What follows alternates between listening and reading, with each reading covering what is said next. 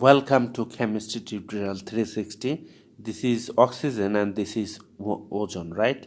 To balance this reaction, I will draw a table, right? This is reactant and this is product. So on reactant side, we have oxygen number 2, right? And on product side, we have oxygen number 3, right? So this is not balanced. So to balance the oxygen, I can multiply.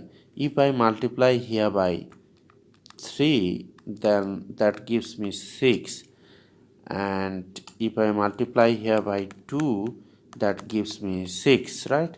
If you multiply here by 3, then these 3 will come before this oxygen that is here, right?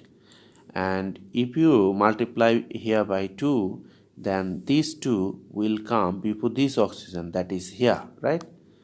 Now your oxygen, here oxygen is 6, here oxygen is 6, so oxygen is balanced. Thanks for viewing this video. Be well.